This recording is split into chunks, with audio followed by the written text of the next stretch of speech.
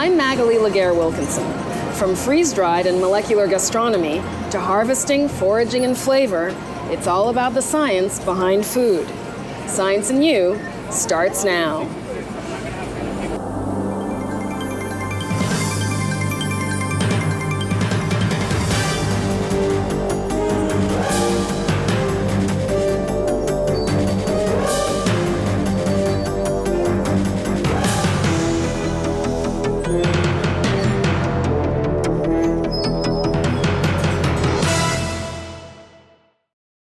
I'm Greenberg. What look like items that belong in a science lab may end up helping you in the kitchen. That's coming up on Science and You.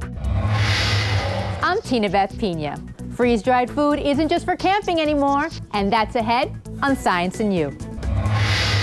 I'm Anne Riddell. Ever wonder how that orange soda you like ends up tasting like an orange? Today we take you for an inside look at the science behind flavors. That's ahead on Science and You. I'm Donna Hanover. Many of us find that the diets we so diligently start stumble on the issue of chocolate. Some of us even ask, am I addicted to it? We'll give you a taste of the science behind chocolate ahead on Science and You. I am Marlene Peralta, and no, I'm not in Hudson Valley. I'm actually at the oldest working farm in New York City. And to the surprise of many, this is not the only working farm in the 5 boroughs. That's ahead on Science and You. I'm Barry Mitchell. There are lots of good places to eat in Central Park, but the best, right under your feet. We'll go foraging with Wildman Steve Brill, ahead on Science and You. I'm Greenberg, about to chow down on a beautiful and moist roasted veal shank, but this is anything but roasted. Wait until you see how science and cooking come together for some inventive and delicious dishes. Pulverizing with the power blender, pressure cooking, sous vide, and last but not least, liquid nitrogen. Some of the latest trends in cooking Alex Talbot and his wife Aki Komazawa combine as they use science to spice things up in the kitchen. We call it thoughtful cooking because really a lot of it is just about thinking about what's happening when the food's cooking and thinking about technology and the equipment that's available and how to use it to cook better. With the growing popularity of shows like Bravo's Top Chef and the Food Network, more people are experimenting with molecular gastronomy. The days of just throwing a piece of chicken in the oven are over, at least for this couple that met as cooks in a Boston kitchen back in 1997. Now they run their own culinary business and blog, and they recently released the book Ideas in Food, Great Recipes and Why They Work. For us, cooking is constant evolution, and we like to have fun in the kitchen. Take the well-known Italian dish vitello tonato. Traditionally, it's sliced veal served with a mayo sauce flavored with tuna. Talbot and Komazawa have their own take, sous videing the shank instead of simply roasting it in an oven. Sous vide is where you vacuum seal food and cook it in a water bath for a long time. Cooks say it gives you more consistency. By cooking the shank at a low and slow, this is a lower temperature than you can really consistently do either on the stovetop or in the oven. And doing it for 11 hours, you are slowly breaking down the cartilage and the collagen in the meat, and you're gonna get a super tender, juicy, flavorful shank that you really can't experience the same way if you cook in the oven.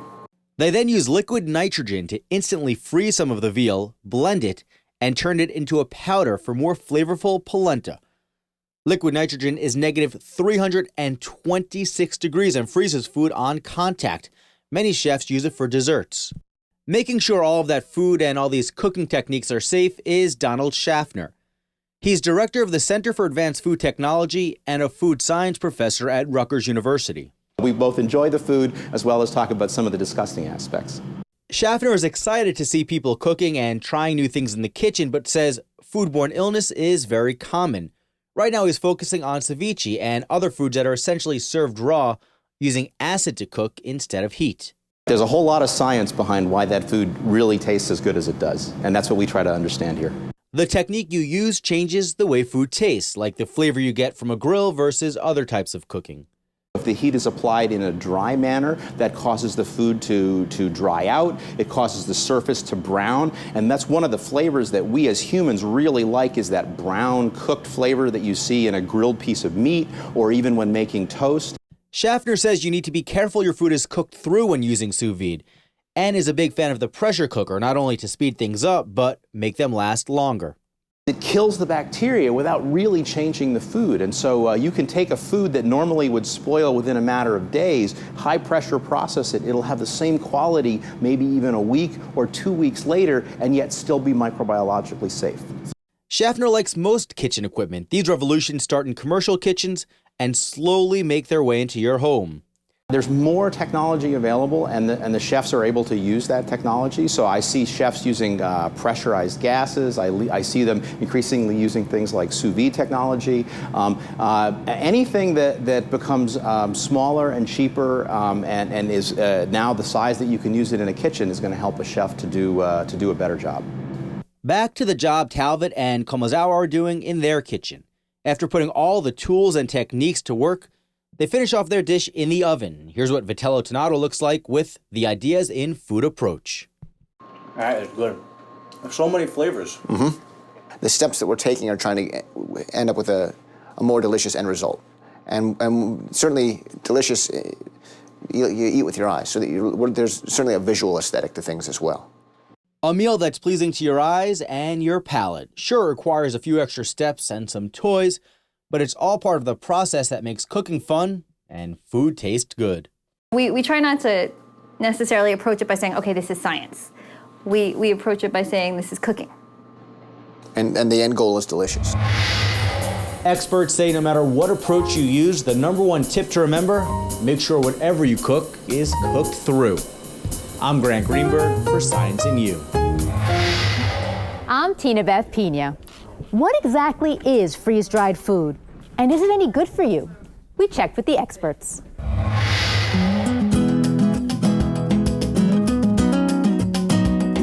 It's easy and it tastes good. For backpackers, it's something lightweight. For people preparing for a natural disaster, it'll last like 25 years. But can something that has a shelf life of 25 years be any good for you? In actuality, yes. I mean, freeze-dried food does not change its properties from the original state. There are some cases where maybe berries lose some of their vitamin C value, some of their antioxidant potential, but for the most part, freeze-dried food remains its flavor, its texture, and a lot of its nutritional value. Originally produced for the U.S. military and NASA, freeze-dried food was first used by the Incas of Peru when they stored their potatoes and other crops on top of Machu Picchu.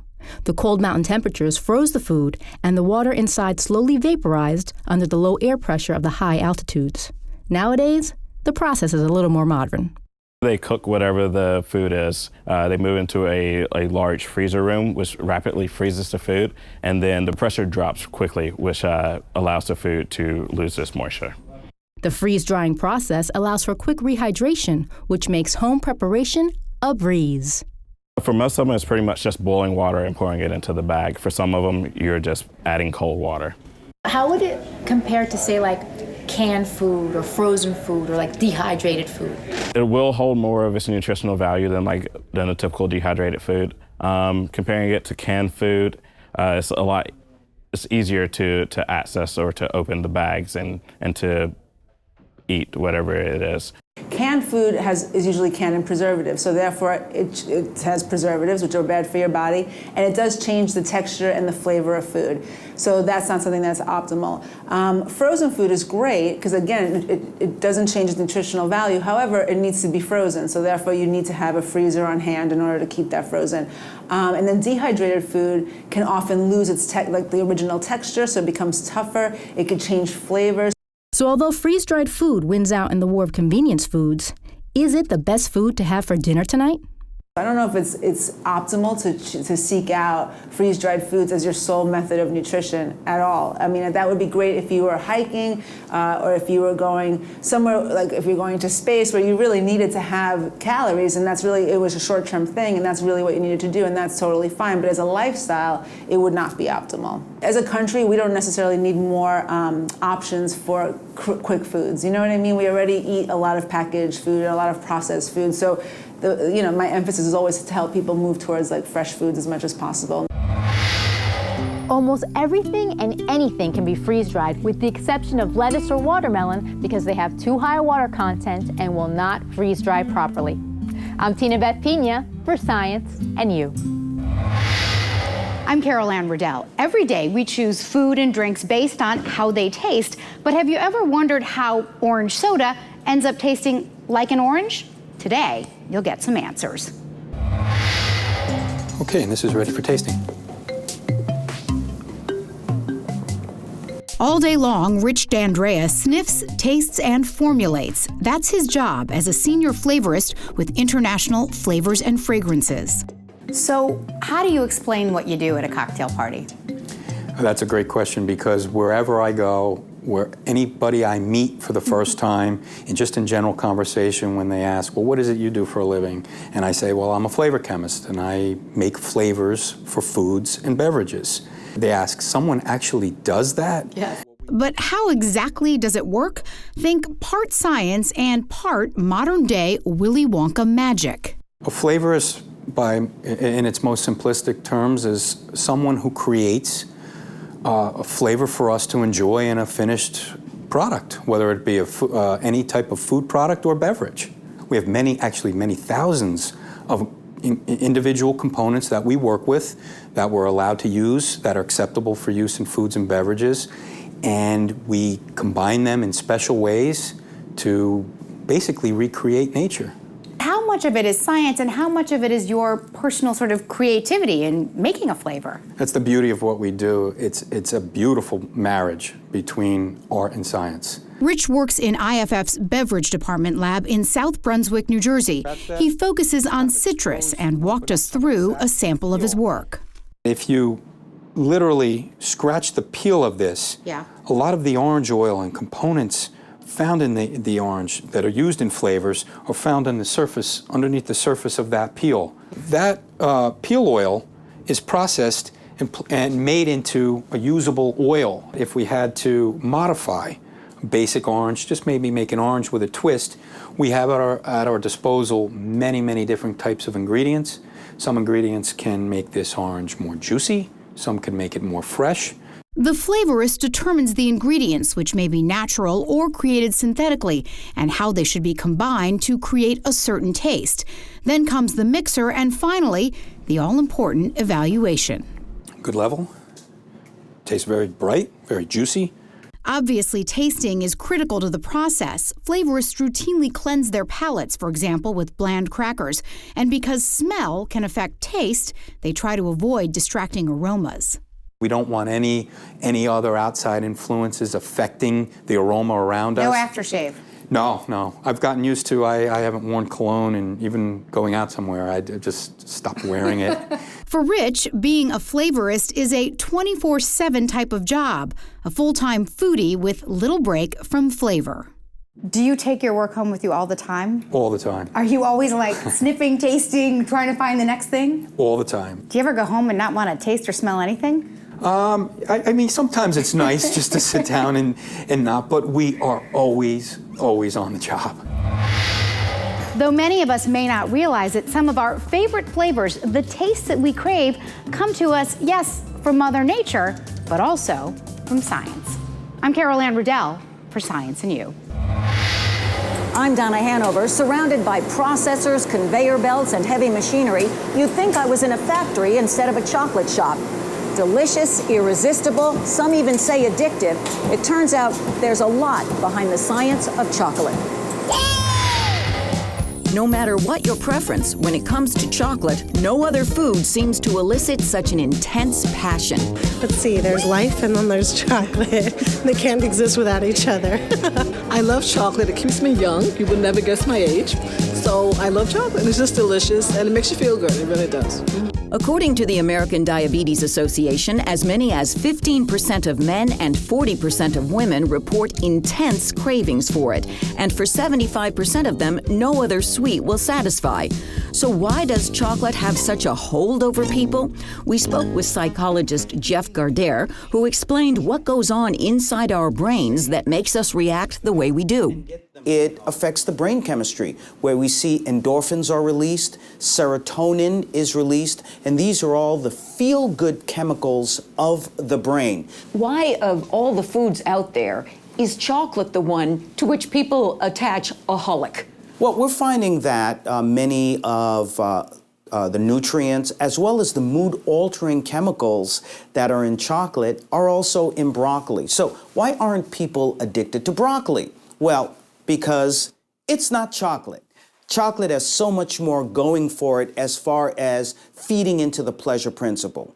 We're talking about the taste, the sugar, the high fat content, certainly the aroma. All of those things tend to build one towards that whole idea of being addicted to the chocolate. And making chocolate seems just as complex as its chemistry with our brains. Famed pastry chef and chocolatier Jacques Torres' Manhattan shop produces 100 tons of chocolate a year. This machine is a roaster, like a coffee roaster, but we roast cacao beans in it.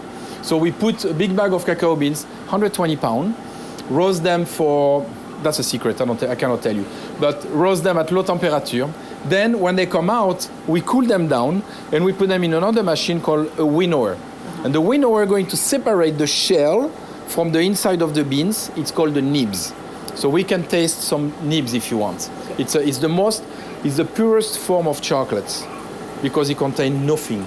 No sugar, nothing. The chocolate nibs, which Torres doesn't produce in-house, are ordered from Belgium to his signature specifications. I tell Belgium, I want, 40% African beans, 20% Venezuela, 10% Madagascar. So they do the blend for me, and they produce my chocolates. If you have a bouquet of roses and you smell, you're going to smell rose. If you have a bouquet of flowers, you're going to smell it.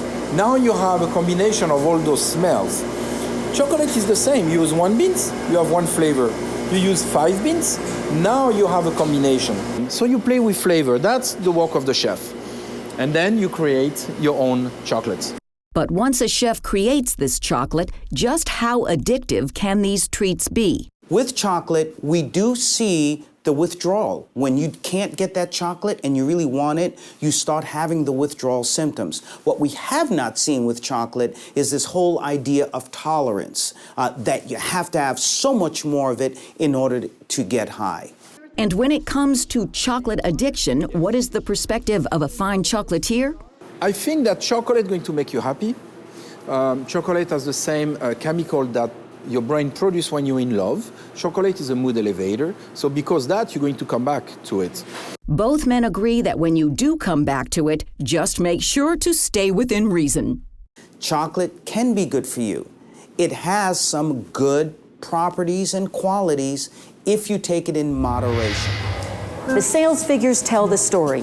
The U.S. Chamber of Commerce says that we as a nation consume about 3.6 billion pounds of chocolate a year and pay more than $18 billion for it. Even during the recession, sales went up about 3% a year. And that shouldn't come as much of a surprise. The comfort we take in chocolate is based on what our brains and bodies want in the moment. So in small amounts, if it isn't immediately followed by guilt, chocolate is a pretty reliable feel-good food. I'm Donna Hanover for Science and You. I am Marlene Peralta.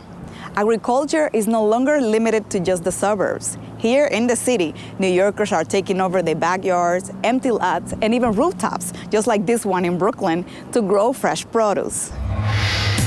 We're at Eagle Street Rooftop Farm, which is a 6,000 square foot farm on top of a warehouse building in Greenpoint, Brooklyn, and we grow all kinds of edible vegetables. Started in 2009, it is the first commercial rooftop farm in the whole country. They weren't planning on having vegetables necessarily. They were just going to plant sedum, which is the traditional thing that you put on the green roof. It's easy to grow. And then Annie Novak, who's the founder of this farm, kind of came to them, and it was perfect timing, and they decided to try having a farm up here. In the first year, there was a lot of experimentation, trying to figure out what works and what doesn't. Last year we had corn. The corn was this big. So it's just sort of been a continuous process of figuring out what works best on a roof. Now we've sort of focused a lot on peppers and tomatoes, nightshade vegetables that do well in hot, sunny conditions. Farming is not new to the city. Established in 1967, the last conventional working farm is in Queens. The Queens County Farm Museum is a 47-acre farm. It is owned by the NYC Parks Department, but is managed by the Queens County Farm Museum. We have about 2 acres of diversified vegetables. So that means we grow everything, over 40 different crops, and even within those crops, like tomatoes, for instance, we'll grow over 9 different varieties. We also have livestock here. The farm is also sustainably managed. Instead of herbicides to control weeds, the only tools they use are the farmers' hands. The reason we don't want weeds is because they compete with our main crop, and these are tomatoes. So weeds will compete for water, light, space. Our tomatoes are spaced about 2 feet apart, so we want to give them a lot of air so they stay healthy and they have enough space to get big. But lack of space isn't an excuse not to grow vegetables in highly populated neighborhoods like this one in East Harlem. Community gardens and empty lots have become the perfect place to farm. Even if you don't have a big plot of dirt, you can do it in your housing, in your apartment, and it gets people to realize, I can grow something. You know, this is exciting, I can do it. This is what basil looks like coming out of, the ground, and it connects them to food, it's a big gap that's kind of missing in this community. People don't understand what food is like when it's not in a box. Jeana Kelly is a professional chef. She brought her nonprofit program Nourishing USA to this community garden in East Harlem to educate locals about healthy eating alternatives. We really grow a variety of things, but we stay also culturally sensitive. We understand that we're in an African-American Hispanic area, and so we grow things like greens or cilantro or things people can identify and then add things that people haven't perhaps seen. Experts say urban agriculture has become popular in New York City for a variety of reasons. One is that there's a huge health crisis in New York City. In some school districts, more than half the kids in grade school are overweight or obese. There's a scourge of diabetes and other diet-related health problems around the city. And urban agriculture is one element in trying to solve that problem by enabling people to grow their own fruits and vegetables, and also connecting young people and other people in the community to the food system. The city is also taking advantage of its environmental benefits. When it rains, the rainwater runs down the pavement into the nearest sewer. And when it rains more than just a quarter of an inch, that extra water is overflown into the East River, the Hudson River, all the estuaries around New York City. And so slowing that rainwater down and allowing it to percolate into the ground is one strategy for preventing water pollution and avoiding having to build large-scale infrastructure to clean that extra stormwater. And community gardens kill 2 birds with 1 stone. They allow the rainwater to percolate into the gardens, and they enable people to grow food. And if you thought vegetables were the only things you can find on farms around the city, think again. We have a bunch of chickens. I think there are 7 chickens this year in a chicken run over there. We have 2 beehives on the lower roof, and we have bunny rabbits. There is no doubt that urban microfarms are helping to establish a sustainable food system for all New Yorkers. An opportunity that not only improves our quality of life, but also helps the environment. For Science and You, I am Marlene Peralta. I'm Barry Mitchell. Now that Tavern on the Green has gone out of business, where do you go in Central Park to find good food? How about under your feet? It's called the wineberry. It's a type of raspberry that comes from Asia. You know Wildman Steve Brill, the eccentrically entertaining naturalist, is celebrating 30 years of his popular New York City foraging tours. Everywhere you look, there's edible berries, mushrooms, and plants. I take people into the parks and teach them about what to eat, renewable resources, collecting them in an environmentally innocuous manner with lots of science, cooking, folklore, mythology, and even some music. So this is wisteria. What kind of a plant is it? It's slow growing, and it's certainly the largest woody vine I've ever seen, at least in this part of the world. You can put these in smoothies with a banana and some strawberries, and you get a really nice exotic flavored fruit. What brought you out here? Well, I love nature, and I also have like this attraction to like survival skills. So when I heard about foraging in the city parks, I thought it was a pretty cool thing.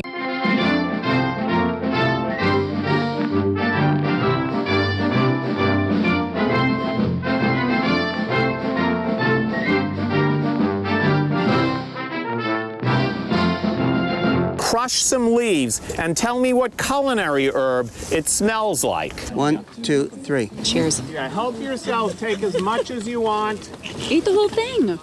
Yeah. It tastes great. Yeah, garlic. Garlic. The plant is called garlic mustard. Ooh, it has a kick. Sure does. It does taste like garlic. And mustard, right? Yes. An arm's length. I'm a nutritionist. My company's Nutritious America, and I'm so excited to forage for wild food.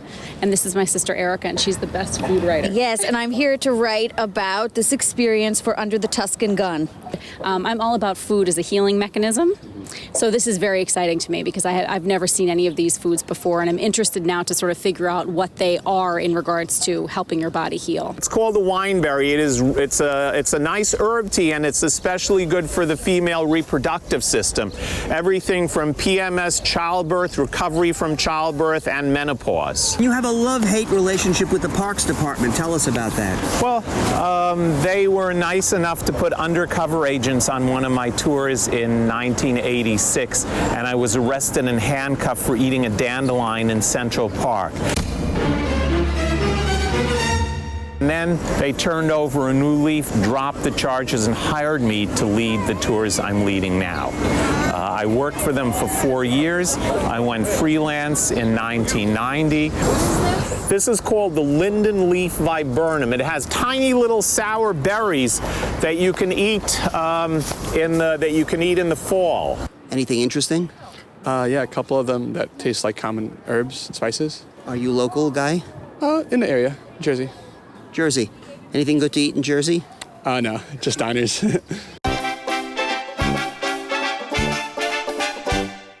It all began for New York's foremost forager with a young Steve Brill bicycling through Queens. There were ethnic Greek women dressed in black in Cunningham Park picking stuff. I asked them what they were doing. I couldn't understand a word. It was all Greek to me. But I came home with a bag of grape leaves, which I stuffed. And then I started getting as much information about edible wild plants as I could. And I'm still doing that today. I began leading tours in '82. Today, you can download Steve's Wild Edible app from the iTunes Store or Android Marketplace. Use it to identify berries, mushrooms, and corn. The seeds that the pods cast off contain a toxic glycoside called wisterin, as well as toxic lectins. Don't subscribe to such podcasts. To find out more about your tour schedule and your recipes and your books, we go to wildmanstevebrill.com. Oh, give me a home where the wild mushrooms roam. Central Park, you can dine here first class. Just to live off the land and to forage is grand, but the sign says keep off of the grass. Barry Mitchell for Science and You. That's our show for today. I'm Magali Laguerre-Wilkinson. See you next time on Science and You.